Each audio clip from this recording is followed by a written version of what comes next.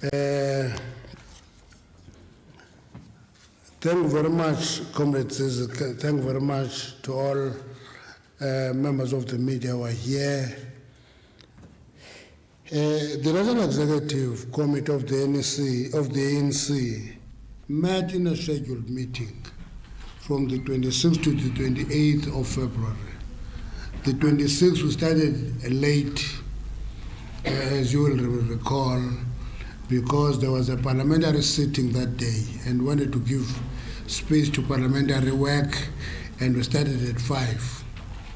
And we planned to take 3 hours of that day and then continue over the next 2 days. That is what we did. And the meeting received the political overview from the President, the National Working Committee reports on our engagement with traditional leadership and preparation towards the National Policy Conference. That is what we dealt with over this period. The NEC expressed grave concerns at the recent spate of brutal killing of women and children, and commissioned a special presentation by the Vet City Institute on gender-based violence, with a particular focus on intimate partner femicide. We spent a lot of time there. Thank you very much to the Vet City Institute for a very detailed analysis and presentation on femicide. As a country, we must consistently affirm the freedom of girl child children and women.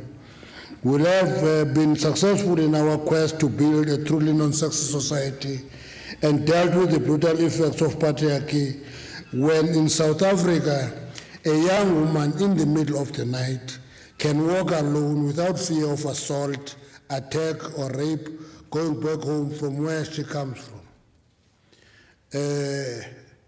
The emphasis is that it should not be fearful to walk at night for a girl child. You can walk at any time. While there is no single magic bullet that would do away with violence against women and children overnight, condemnation of such behavior by society alone will not resolve this problem.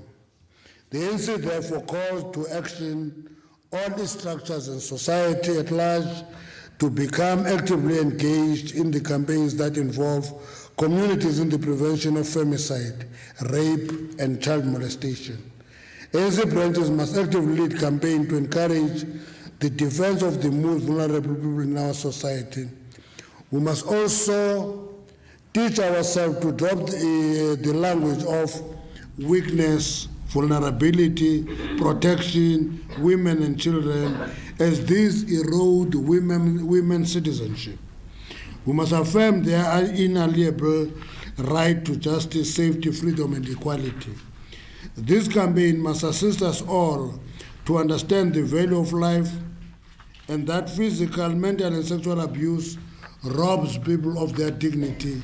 Accordingly, the following are the tasks for the branches. 1, they should establish street committees, lead and drive, and know your neighborhood campaign, set up early warning systems where child abuse, rape, and abuse of girls and boys occur.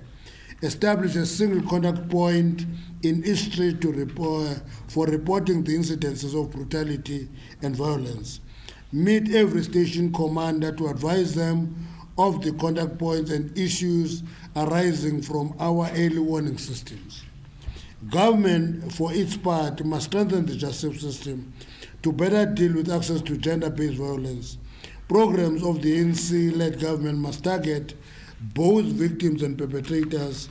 Among others, we must ensure the establishment of a special unit in each police station, specially trained for this type of work. This will ensure that we reduce barriers to reporting sexual offense and domestic violence. Our families must stop negotiating sexual cases, and women themselves must stop withdrawing sexual cases. And the law must be allowed to take its course.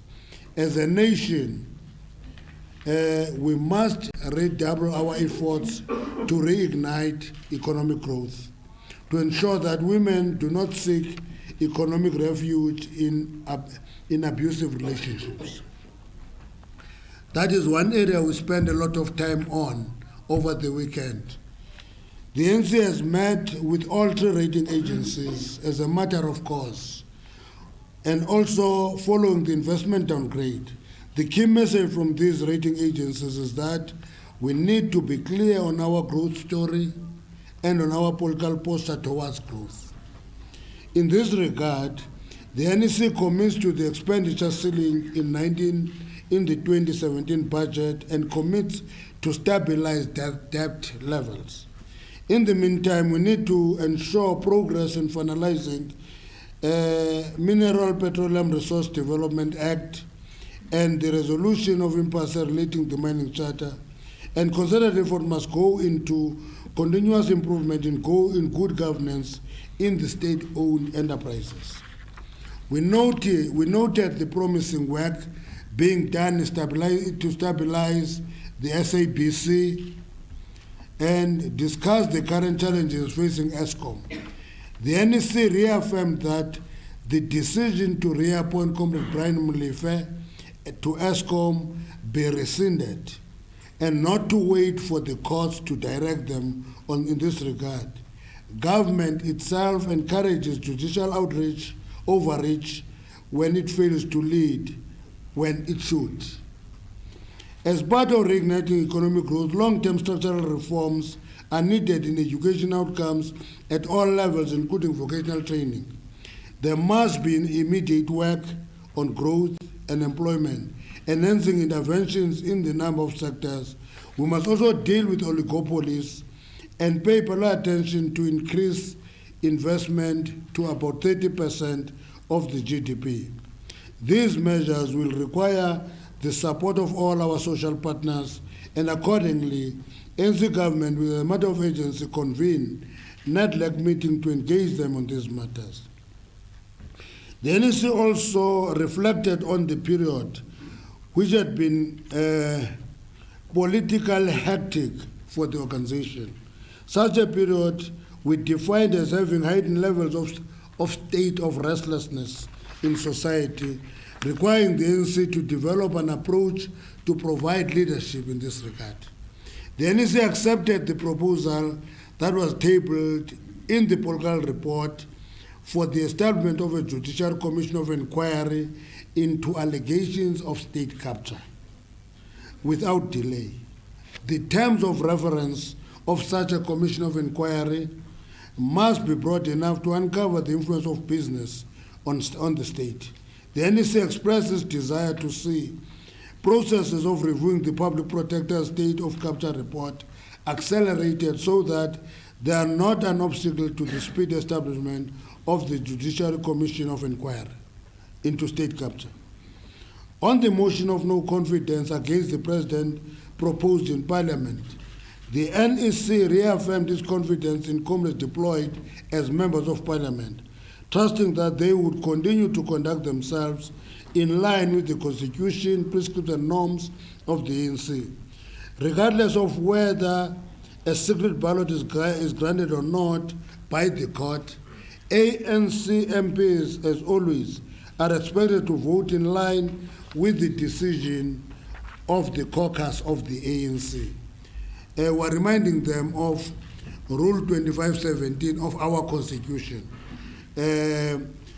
which defines an act of misconduct as acting on behalf or in collaboration with counter-revolutionary forces, political organization or party other than the organization or party in alliance with the ANC, in a manner contrary to the aims, policies, and objectives of the ANC. We are reminding them on that. On succession debate, the NEC acknowledged that to continue to assert that the organization was not in grip of leadership election fever was foolhardy. The NEC agreed that we should continue discussing the principles that should guide election of leadership in the ANC, but allow the structures of the ANC to start discussing the names. But such discussions should be based on the principles discussed and through the eye of the needle, Nomination will only be opened in September 2017. All these activities dealing with succession should be monitored, and as comrades discuss the names, nobody should ridicule or defame any other potential candidate. In other words, we're not opening the nominations, but we say you must be able to discuss the names of comrades and test that name against the principles and through the needless the framework. That's what we're saying. Condo Overseas of Veterans, Military Veterans Association, MKNV, is due for its national conference this year. The NEC has delegated 10 of its members to support and assist MKNV in the organization of such a conference. We have an interest in a successful MKNV conference. On the tensions within the alliance, the NEC emphasized that we should never tire in seeking to work for the unity of the ANC, unity of the alliance, and unity of society as a whole.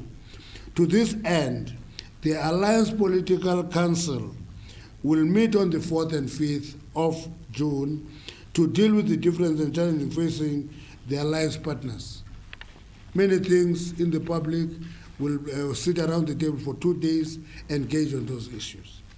There was a call made in the NEC for President to consider stepping down as President of the Republic. This will consider to be part of the broader discussion characterized by the restlessness manifesting itself in society, which have made similar calls. We're making this point to disabuse all of you of this notion that we sat there for 3 days only discussing that item. That's not the issue. If we follow all the media reporting all over, it seems as if we sat there discussing the president. A number of members of the NEC were of the view that the ANC should listen to this call. Various contributions in support against the appeal to the president to step down were raised. Many more were neither for or against the appeal, but emphasized the need for unity within the organization. The NEC sought to have a detailed analysis of the consequences of removing its sitting president, appreciating that some calls, especially those made by the opposition, are not so much about removing the president, but rather dislodging the ANC itself from power. We are not saying that out of analysis. They verbalize it. It's not about the president, it's about the ANC itself. So we're emphasizing this point so that members of the ANC should never be fooled to think that it's only about one person. It is about the African National Congress. That's what all this is all about. The NEC concluded the matter by recommitting itself to focus on the task at hand and what our people expect from us, implementing, refining, and advising policies that solve their problems of inequality, poverty, and unemployment. As we move towards the National Post-Conference, we must also focus on ensuring unity and stability of the organization as part of leadership transition at the 54th National Conference. Flowing from the difficult discussion, our branches are now directed to focus on their primary task, work together, ensure that the ANC impacts positively on society. The ANC discussed at length the need to reconnect with sectors of society that are drifting away from the movement. This is particularly important for those who have been traditional allies of the broad liberation movement, including some traditional leaders, section of faith-based community, led among others the SACC. We are aware and appreciate the need for decisive action from the NEC, indicating renewal and our commitment to deal with issues that bring the organization into disrepute. To this end, the NEC welcomed the ongoing interaction with Condoleezza and the traditional leaders in general. We have also committed to continue engaging with the SACC as part of the broader society dialogue on challenges facing South Africa. The NEC welcomed the appointment of Dr. Tedros Ghebreyesus as a new Director General of the World Health Organization. This is the first time in 69 years that the World Health Organization elects an African to its helm. This is a significant victory for the continent and a significant pointer of progress and reform of this global multilateral institution. As we conclude Africa Month, the NEC committed itself to our responsibility to contributing to the building of better Africa and better world. The regeneration of Africa is yet to be accomplished. Beyond our own internal challenges and interests, as a party and as a country, we have a bigger role in the continent as the ANC and as South Africa. Thank you very much.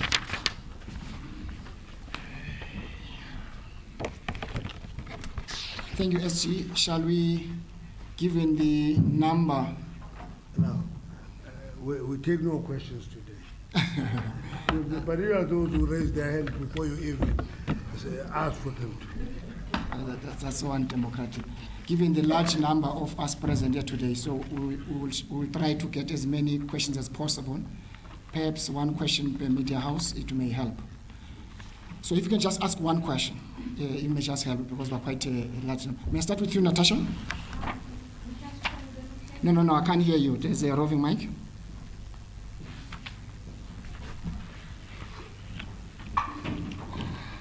Thank you. Natasha from the Business Day. Just a quick question of clarity. Does the NEC support a judicial commission of inquiry into state capture as described by the Public Protector's report requiring the Chief Justice to appoint the judge to conduct the inquiry? Thanks. Thanks, Natasha. Hi, Gabrielle Steinhauser from the Wall Street Journal. Did the President respond to this request for the establishment of a commission of inquiry, and what was his response? Thank you. Pass to your right. Just for clarity, so that that question does not arise again, we're reporting on the outcomes and the decisions, not who said what in the meeting. I just thought I should remind you, because even last time I had to remind members of the media, we're not presenting minutes of the meeting, but decisions. Please proceed, Ranjani. My name is Ranjani Mansami. I'm from the Daily Maverick. On outcomes of the NEC, I'm not too clear what was the outcome of those discussions. Right?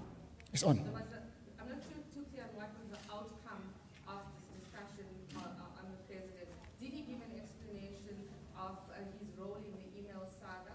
And what was the nature of his threat to NEC members who continue to raise concerns about his conduct and leadership? And Secretary General, I just want to find out when you will be instituting disciplinary charges against the President and ministers in the state who have betrayed the mandate of the ANC and serving the agenda of people outside the ANC. Thank you. Just behind you, Ranjani. There's a gentleman behind you. Good afternoon, Mfuna Kotoyana from Reuters News. I want to know, did the President acknowledge the consequence of his cabinet downgrade, of his cabinet reshuffle as causing the ratings downgrade? Did he specifically acknowledge the impact, and did he accept responsibility for that? Thanks. This press conference is going to be very short, because I can see when before it generates. Can you pass in front to SABC?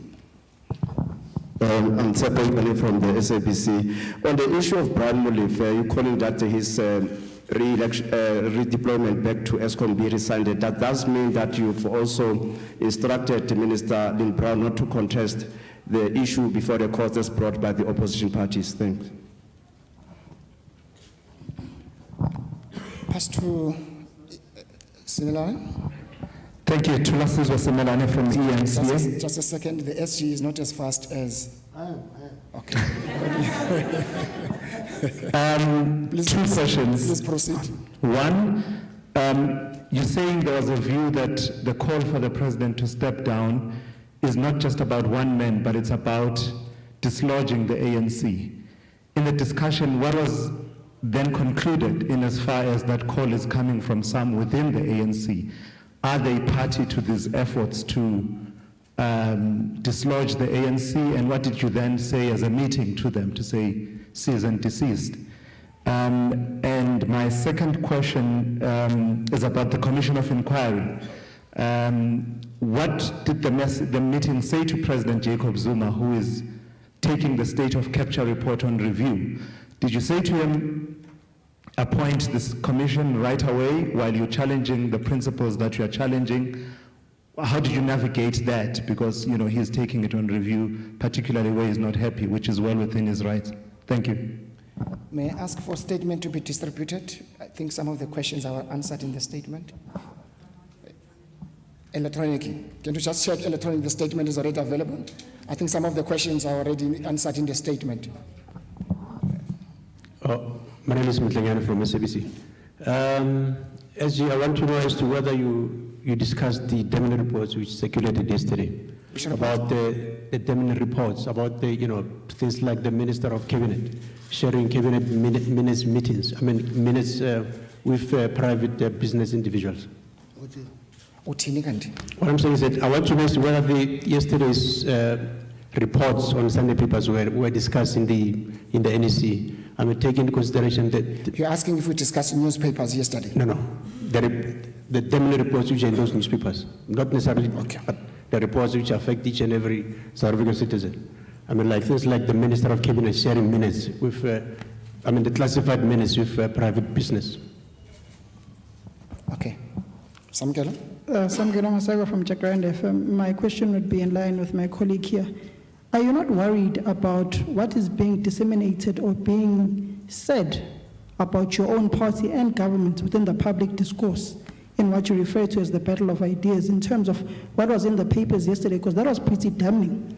Don't you see that as a PR disaster for the ANC here at Luthuli House and for President Jacob Zuma and his cabinet? And how did they respond within the NEC to those, I'd rather say, allegations that were made against them in these papers that were circulated on Sunday? And the last question would be,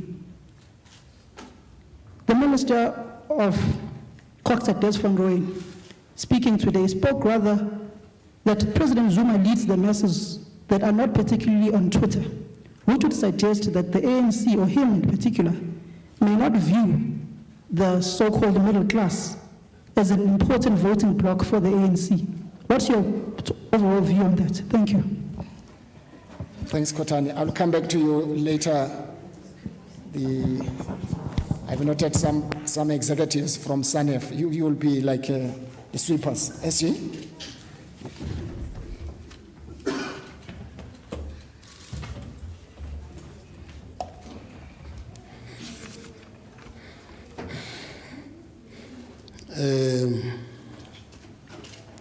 I think I must start by giving a simple outline of how the NEC works. That would help, because sometimes I have a sense in the line of questioning that people think that we sit there like an inquiry and call individuals, question them. That's not how the NEC works.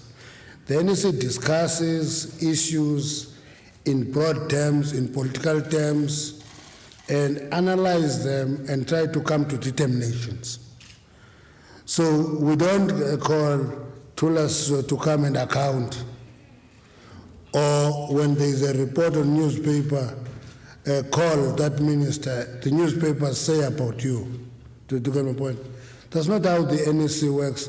It won't work in any way, even if we try that, because it's a gathering of 110 members. Now, 110 members can't sit like a jury. There are too many for that. Anything that requires that kind of inquiry gets referred to particular relevant committees of the NEC. I think I must clarify that.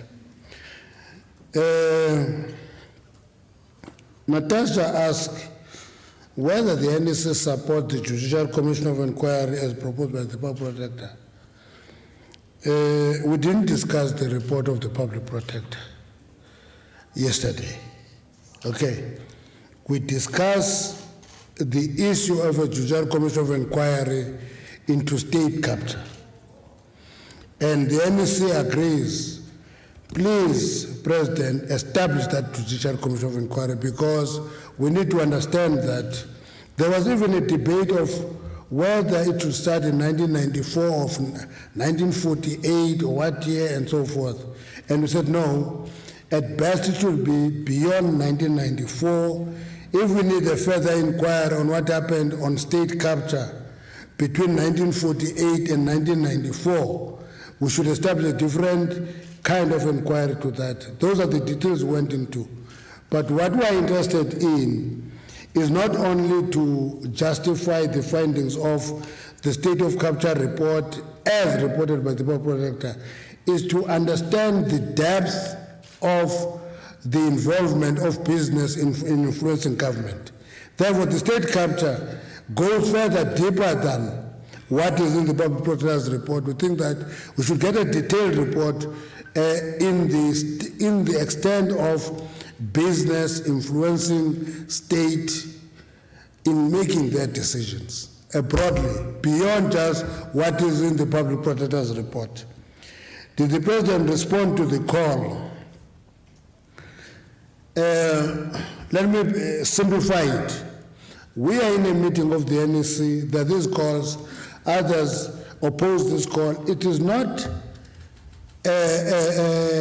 a call for a vote of no confidence in the NEC. It's people in there in making their inputs, making a call that the President must consider taking a decision to step down. Others say it will not work for us. And others say the focus is wrong. We are just following the flavor of the day, and there's a detailed discussion on that issue. And therefore, the President commenting on that issue is not a response or otherwise of it. He comments on the issue on the closing of the meeting. That's it. And that is not what the NEC is about. The NEC is about how do we feel as a structure of the movement about this call. And that's why we say the element of listening to the call made by broader society is quite important to us, more than just the narrow debate in the NEC. And that's why in our statement we're saying we will meet the SACC, we'll meet traditional leaders, we'll meet various sectors of society. If SANEF calls us to a meeting, we'll meet SANEF on these issues, debate the issue, because we don't think it's about yes or no. On the outcome of the call, what about the threats? I don't know about the threats. Maybe in my nature, I don't get threatened by people talking in a meeting of the ANC. So when you talk of threats in a meeting of the ANC, I will not understand that concept, because in a meeting of the ANC, people make their statements in that meeting. And that's why the question of taking the president and ministers to the disciplinary committee, if it was in a court, who was raising this question? No, it's not you, Ranjan, it's somebody else. Whether we'll take the president to court to DC, if it was in a court, I would tell you that, and I was a magistrate, I would say, that is a leading question, Your Worship. You see. You know what? My learned friend, that is a leading question, because we are dealing with a complex situation. You want us to say, yes, we'll take so and so to his marriage. I want you to say that, because it's a clear violation of the Okay. Wait, Ranjan. I get worried when a senior general who has been around for some time gets agitated in a media briefing. I get worried about that. I'm expecting that from the younger journalists. I'm saying, how will you take any ordinary cases? The worst thing that we could do as an organization is when we discipline people, we call press conferences. It will be the worst thing we do. So, well, like any other institution, I would imagine that your media house, when it disciplines you as journalists, if you call a media briefing, it would be a disaster. You will actually take it to the CCMA for violating your own right. We don't do that. We have cases here, many, We listen to many cases.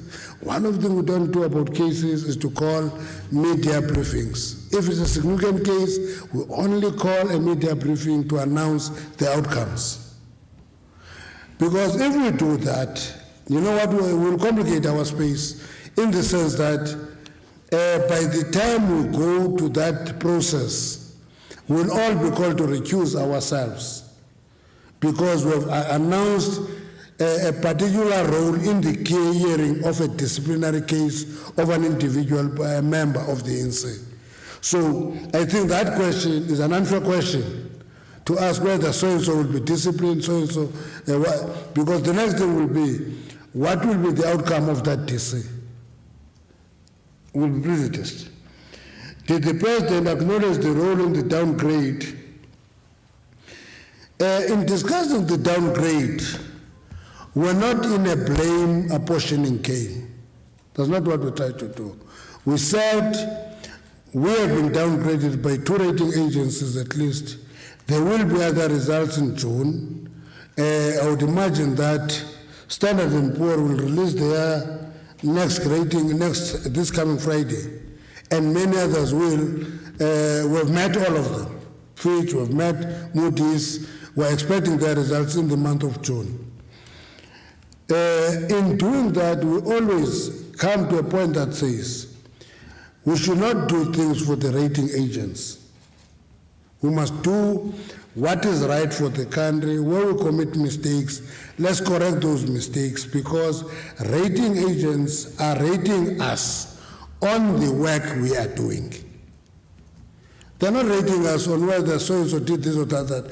They rate us on what we do. If they talk of political uncertainty, they will talk about the reshuffle, they will talk about that, they will talk about a number of issues in the political space, and we must correct all those issues that are highlighted. If it's growth, we must be clearer on our growth language, what we want to do.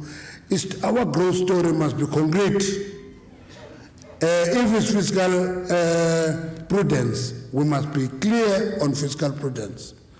So if we can start putting faces to problems, we'll not be able to resolve problems, because we'll have to deal with the individuals. And in the process, totally kill our ability to deal with the problems. Rescinding Prime Minister's decision, did we instruct the minister not to contest the court? No, we did not. All we did was to say to the minister, resolve this issue before it goes to court yourself. That's all we say. How you resolve it, we can't determine that for a minister. All we say, minister, resolve this matter before it goes to court, because this thing of being unable to take decisions on issues that are under our jurisdiction, failure to take decision translate into judiciary overreach.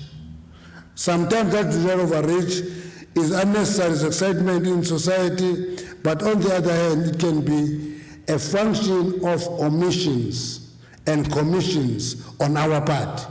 And we say, correct that issue, don't wait for the court to instruct you, because once the court instructs you, we'll say it's judicial overreach, but we should be able to take that decision ourselves. That's what the NEC said.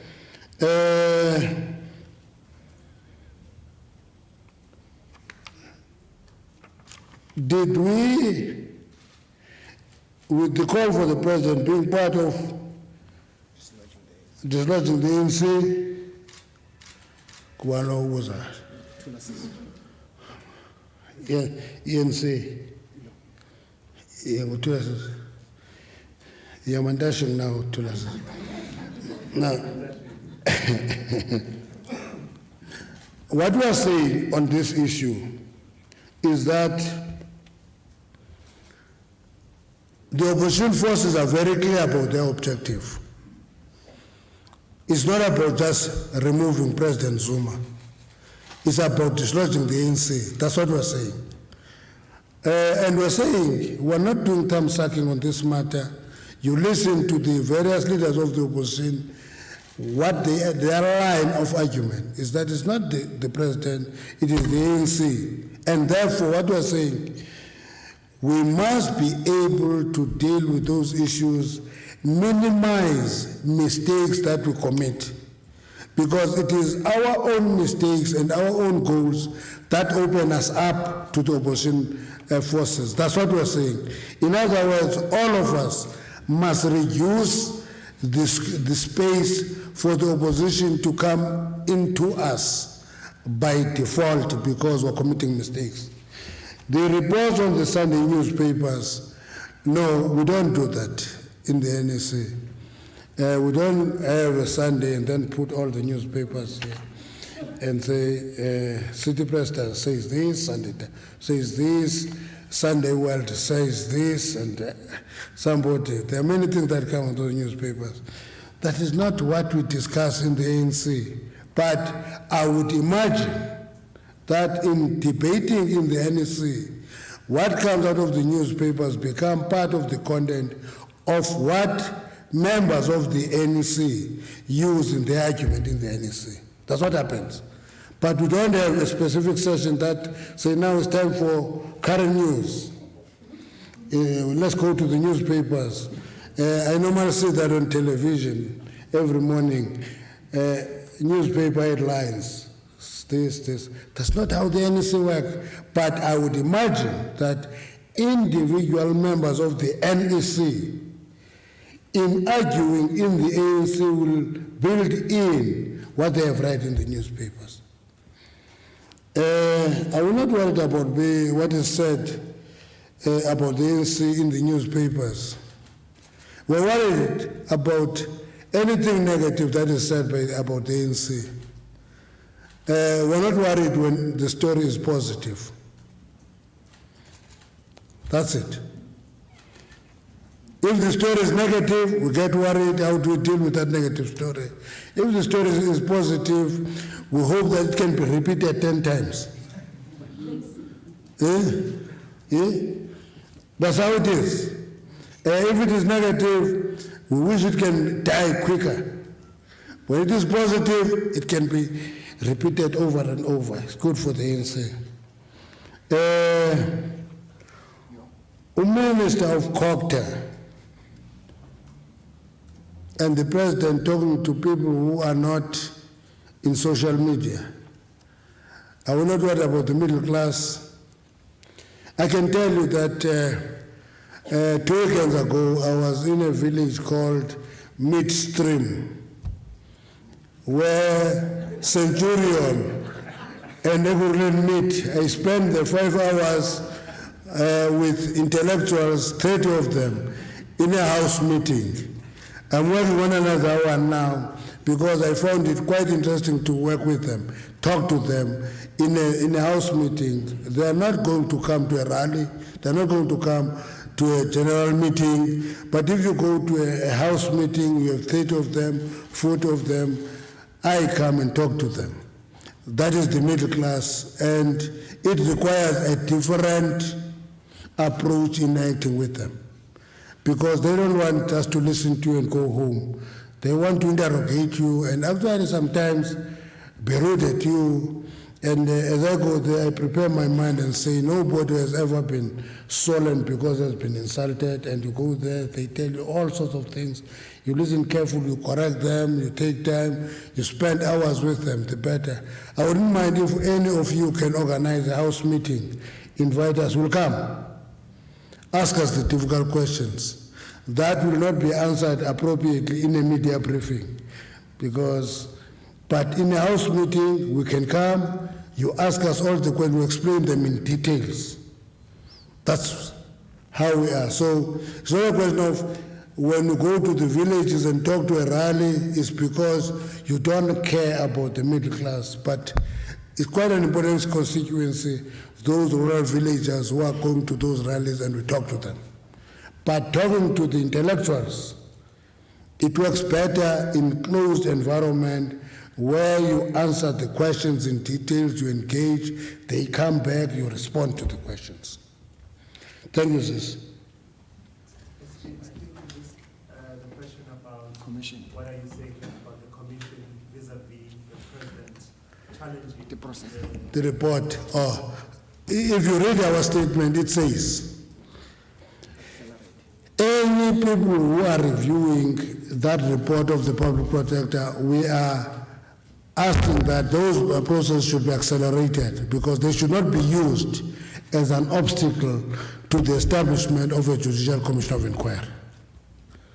Not only the president, anybody who's affected there who is reviewing that report, those processes must be accelerated. That appeal goes not only to the individuals but also to the relevant department, particularly the justice system, that the justice system must accelerate the review so that it should not be used to delay the actual establishment of a commission of inquiry which can do an in-depth investigation into all the allegations.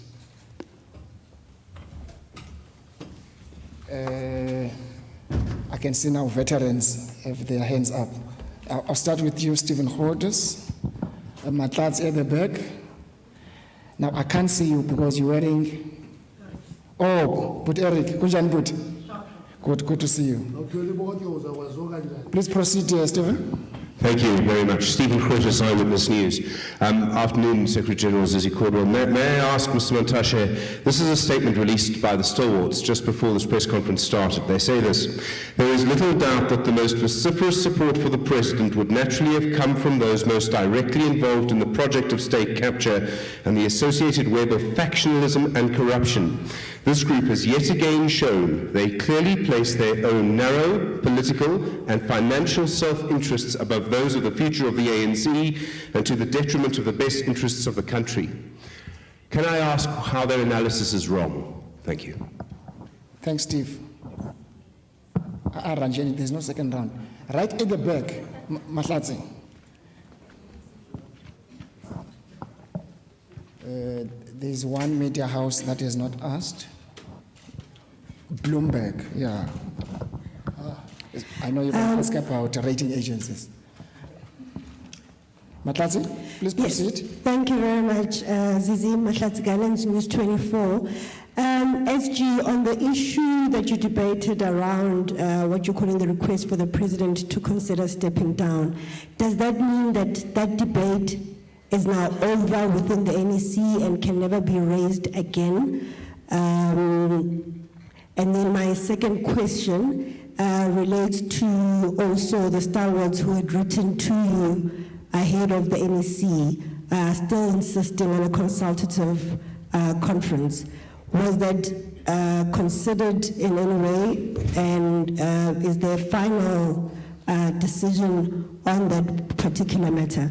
And I just wanted clarity on why the decision on 94, the PP's report focused largely on the Gupta family. Are you suggesting that there could be other influences on the state that should be investigated, and you're looking specifically at the time that you came into power? Thank you. Thank you.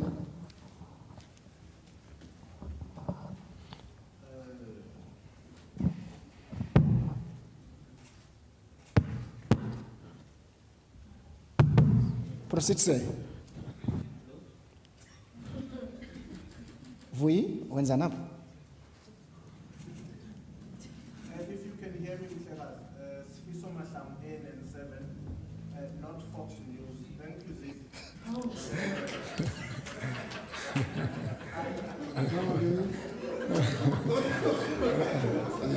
Don't respond. Please proceed, Sfiso. I want to find out, ANN7 did an expose last week Friday on the IFMS looting at Treasury. We know of a CIX report where lots of money, billions of South African taxpayers was looted. The Competition Commission continues to release documents on bank looting, rand stealing and manipulation.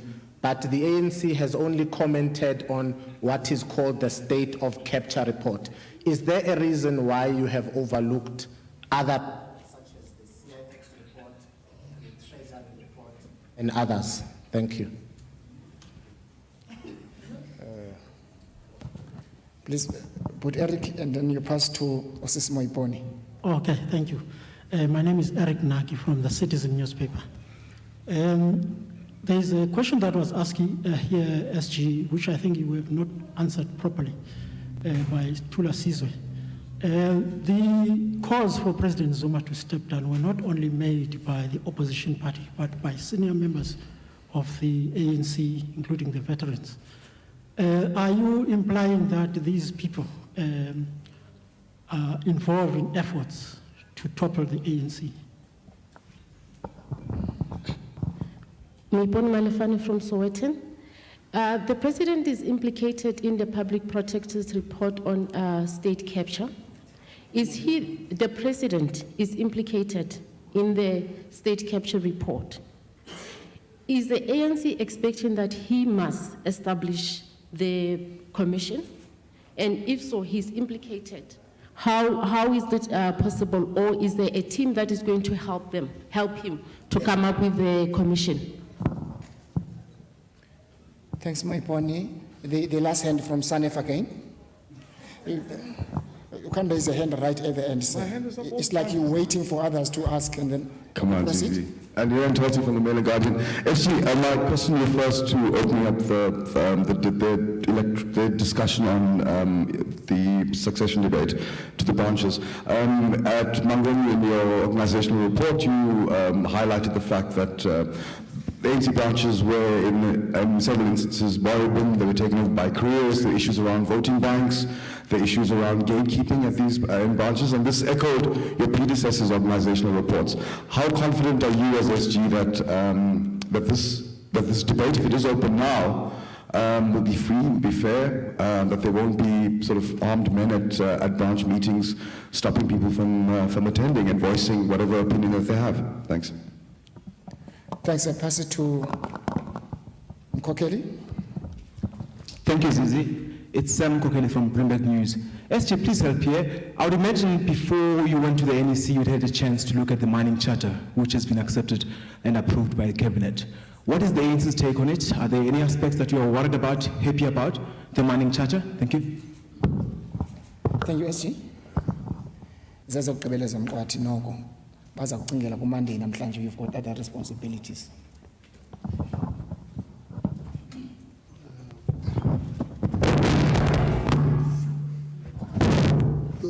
Ngubani lu disruptor i-press conference ye-ANC? Umkhokeli lo uyise Mike.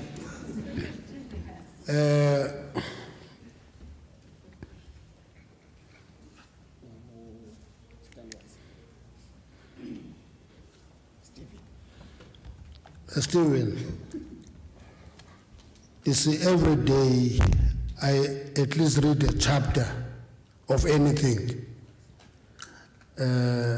On Saturday, I was reading a chapter on the war of hope. The hope was a magistrate in Kumbu who was killed by Mambondo Misa some time back around 1881. I read that, and reading this series, having just completed 3 series of Jongumsobo Makoma Tulasis, has made it clear to me some of the debates that we're having today are very superficial. So I'm leaving that at that. I want you to take an interest in those series. They're small. You can read one a day and finish it and read another one the other day. Very superficial. I will come back with that when we discuss the land question. Okay, I will come back with that when we discuss that. The statement of the stalwart support of the president come from beneficiaries. That's how I summarize. One thing that I've learned in my short experience in politics is that the worst thing you do as an active political activist is to pass judgment on any individual, because it comes back to bite you, because one time a Secretary General of the ANC was removed from the position. Many people were motivated that he was a drunkard. Yeah?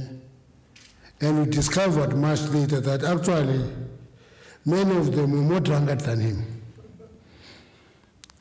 So I'm making that point that I don't like talking to judgment by individual, that if you take a particular position, you are a beneficiary. If you take a different position, it's because you wish to be a beneficiary. So, Stephen, I don't want to pull that statement of the stalwarts at face value. I think we must deal with the problems and challenges facing the ANC and access any wisdom around us.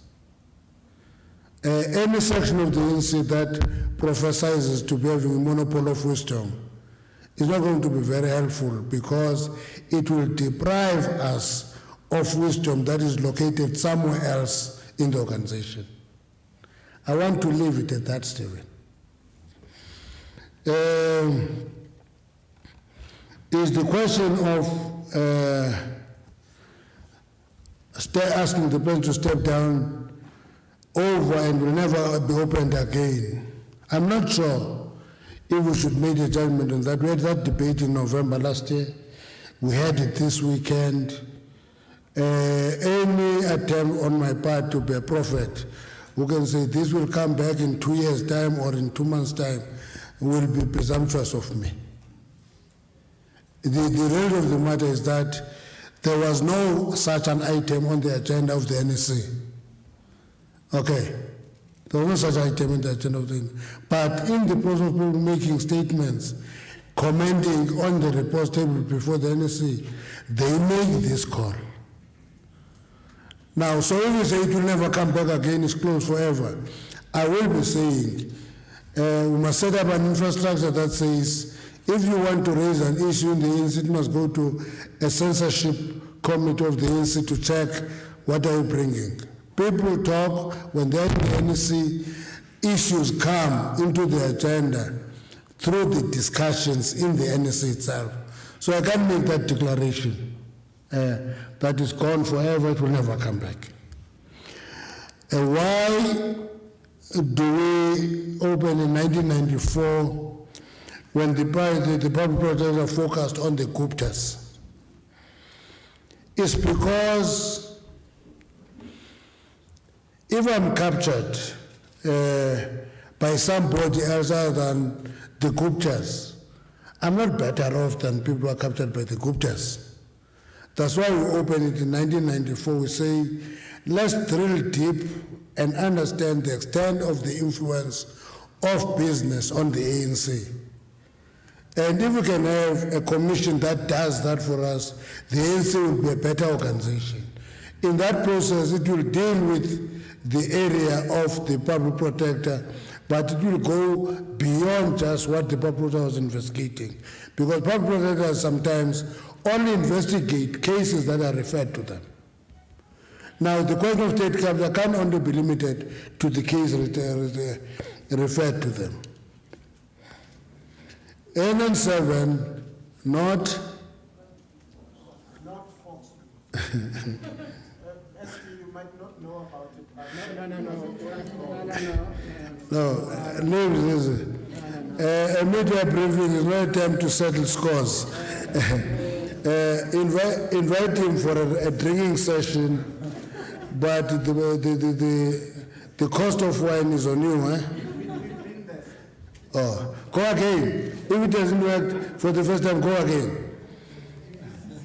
The ANC has not only focused on a particular report and ignored others, it does not. I can tell you for information that there is a determination which is internal on the CIX report. It was debated in this NEC, and there's a decision. We will report back when the process that has been set in motion has completed it. Okay? Uvile mfundini? Uvile? Okay. Awunakwazi asikakunikile report sithi sithi awuzokwazi ngoku because asikakuniki sithi we had that report, talked about it and agreed on a process of getting deep into that one. But because we was putting a process in motion, we are not reporting about it here. When that work has been done, you will hear us reporting on the outcome of that work here. Okay.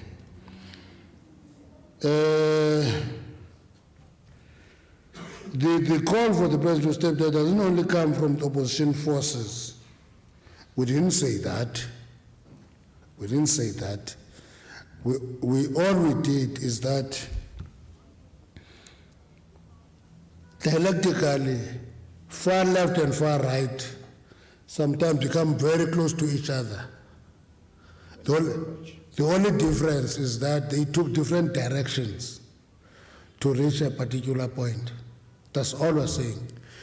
But we're saying, in the case of the opposition forces, the message is clearer that the intention is to dislodge the ANC from power. And they say themselves that it is not only about President Zuma, it's about the ANC. That's what we're saying. We're not accusing veterans of collaborating with those forces, but we're saying the outcome of the efforts can converge on the consequences. That's all we're saying.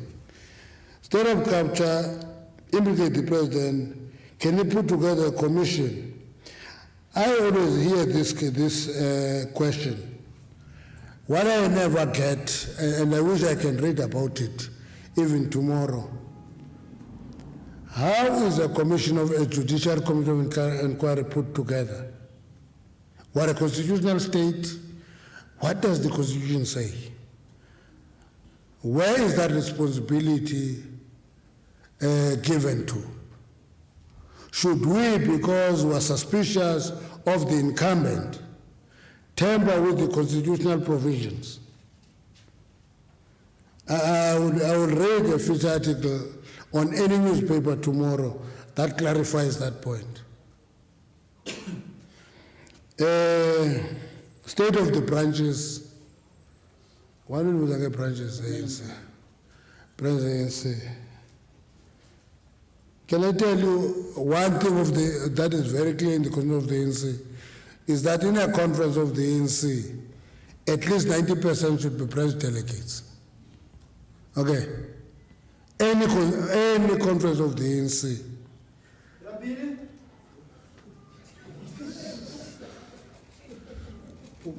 Pum, pum, pum, pum, pum, pum, pum. Pum, pum, pum, pum, pum, pum, pum, pum, pum, pum, pum. Now, it says 90% of delegates to a conference of the ANC should be branches. And that's why before any conference of the ANC, we'll audit our branches. When we come back, we'll say that, yeah, there are these weaknesses, but they are branches of the ANC. It is those branches of the ANC that make us a wall-to-wall organization. The ANC, different strands, is present in every ward in the country, even where we're totally insignificant, but we have a presence in every ward. Now, if you want to kill the ANC quick, just kill those branches deliberately and say they don't matter, that's weak, they're bought, they're bribed, and all those things. Then you'll have no ANC. It will be elitist. Are we happy with the mining charter? The mining charter was presented here. There were discussions, and it is left to the structures dealing with the mining charter in government. But it was presented to us as an organization, both at the level of the Economic Transformation Committee and the officials of the ANC. Now, if Nkogeli ufuna ndithi, hayi pakula meeting officials, this is what we said. We don't normally do that. I can tell you, confirm with you that the Freedom Charter that is under consideration, was taken to the Economic Transformation Committee of the ANC, it was taken to the officials before it went to the cabinet. Help is always relative.